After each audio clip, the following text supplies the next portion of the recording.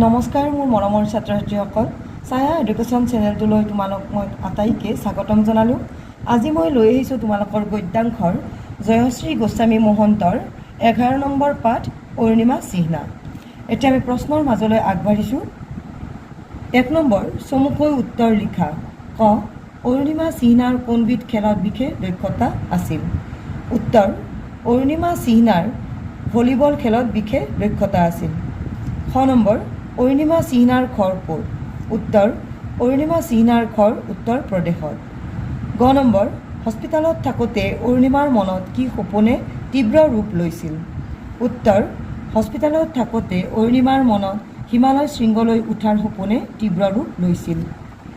খ নম্বৰ চিকিৎসালয়ৰ পৰা ওলাই গৈ অৰুণিমাই কাক আৰু কিয় লগ ধৰিছিল?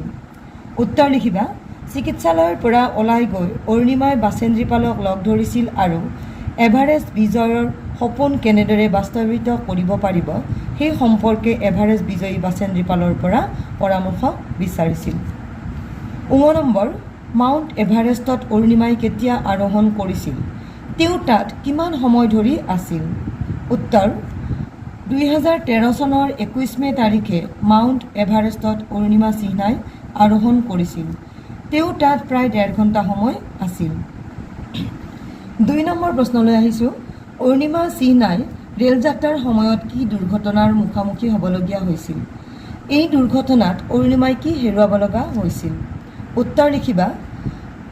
লক্ষ্ণৌৰ পৰা দিল্লী অভিমুখে আহি থকা ৰেলগাড়ীখনত অন্য যাত্ৰীসকলৰ লগত অৰুণিমা চিহ্নাও আছিল।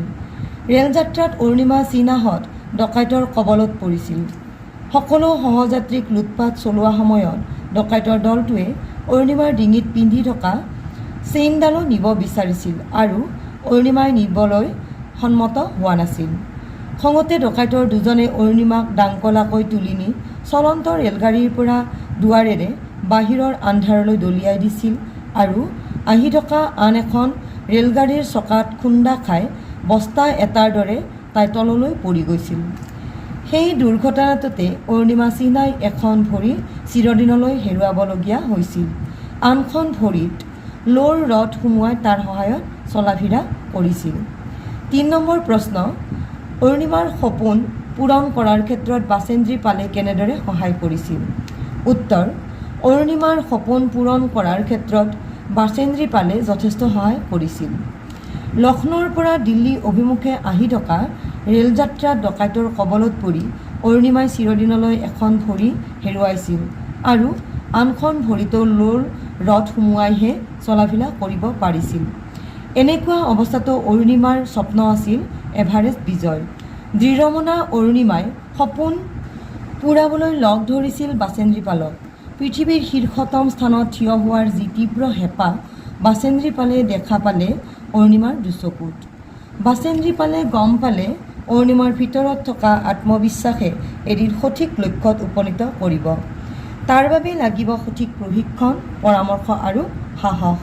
সেয়েহে বাচেন্দ্ৰীপালে নিজৰ তত্ত্বাৱধানত টাটা ষ্টীল এডভেঞ্চাৰ ফাউণ্ডেশ্যনে চলোৱা অনুশীলনত প্ৰশিক্ষণৰ ব্যৱস্থা কৰিলে। এনেদৰেই অৰুণিমাৰ সপোন পূৰণ কৰাৰ বাবে বাচেন্দ্ৰীপালে সহায় কৰিছিল। 4 নম্বৰ প্ৰশ্ন চাবা।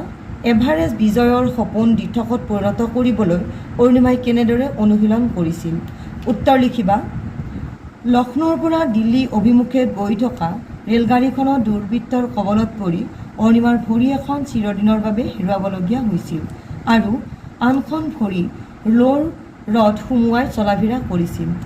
ইয়াৰ বাবে অৰুণিমাই পৰ্বতাৰোহণৰ উপযুক্ত নাছিল, কিন্তু নিজৰ সপোনক বাস্তৱত পৰিণত কৰিবলৈ অৰুণিমা আছিল বদ্ধপৰিকৰ। যিকোনো প্ৰকাৰে এই দুৰ্ঘটনাক নিজৰ জীৱনৰ অংশ নকৰিবলৈ অৰুণিমাই মানসিকভাৱে দৃঢ় আছিল। দৃঢ়তাক অৱলম্বন হিচাপে কৰি বাচেন্দ্ৰীপালৰ তত্ত্বাৱধানত অৰুণিমাই এভাৰেষ্ট বিজয়ৰ অনুশীলন চলালে।